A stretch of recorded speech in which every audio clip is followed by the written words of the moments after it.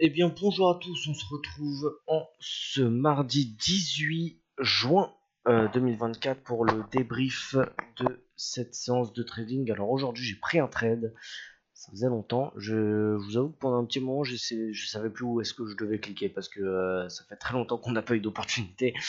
Donc, ça fait plaisir de retrouver un petit peu des petites sensations sur le marché. Alors, qu'est-ce qu'on a eu? Dans un premier temps, un petit peu avant 16h, on a eu une réintégration du Nasdaq qui nous offrait pas un ratio de 2, je vais vous montrer ça tout de suite. La réintégration s'est fait assez vite, à 15h50 finalement, donc j'aurais dû rentrer normalement à 15h55 sur le petit pullback. Voilà, cassure, réintégration, je serais rentré dans cette bougie là, la rouge là avec le gros marteau. Alors, on va vous montrer ça, hop. Donc, c'était le bas d'opéra est à 20 180,75. On se met en mode RR, nickel. Moins 180, moins 25, ça fait 155 de mémoire, un truc comme ça. Et donc, ça nous fait donc 55, 75. Parce qu'on respecte quand même truc, voilà. C'est le minimum qu'on puisse. Il m'emmerde, lui. Voilà. C'est le minimum qu'on puisse faire pour le Nasdaq. Sinon, après, on a un stop un peu trop court. Et donc voilà, on avait un ratio de 1,5 sur le haut d'OPR. C'était pas forcément une bonne chose. Bah, c'est pas rentable sur le long terme, quoi. Donc, on n'a pas pris ça. Par contre, on a pris le Dow Jones, une petite réintégration Dow Jones. On fait un OPR de 177 points. Très très grosse taille d'OPR. Ça fait longtemps qu'on n'avait pas un truc comme ça.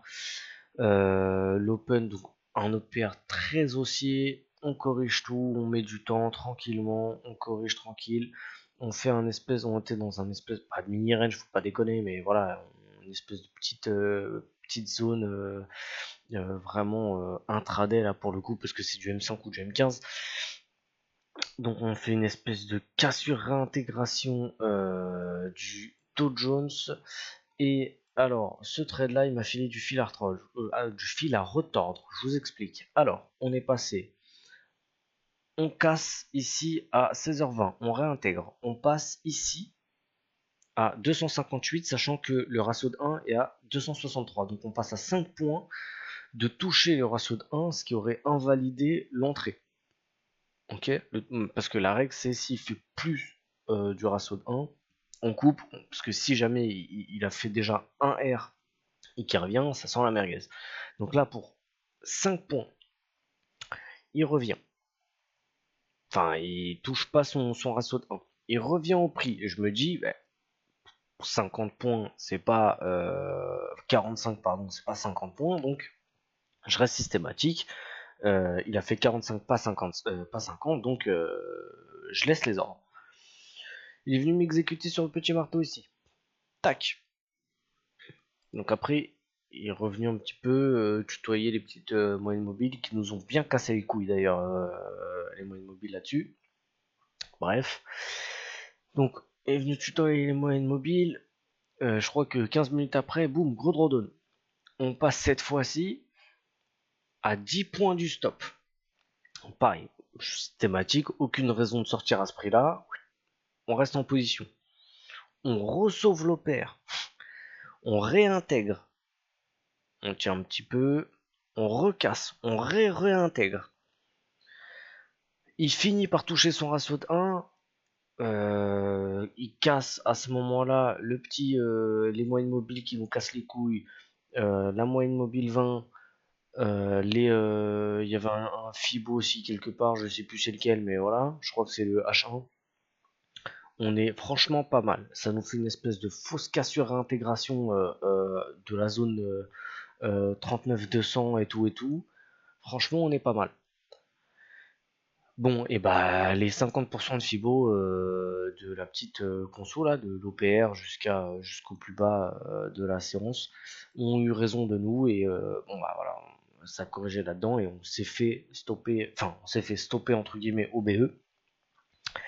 Là-dedans, on est resté à peu près 2 heures. Je suis très très content d'avoir tenu. Et là, je le vois, aïe aïe aïe, il m'énerve. Là, je le vois retourner au ratio de 1. Je suis sûr qu'il va aller chercher son OPR, son haut d'OPR avant la clôture de 22 heures ou 21h30 là.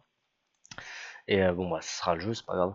Mais très très content là pour le coup. Bah, j'ai été systématique sur tous les petits trucs. Il aurait pu avoir de. Non, bah il a fait 45, c'est proche des 50, j'y vais pas. Donc j'aurais pu avoir un petit coup de peur et pas être systématique. J'étais systématique comme un robot.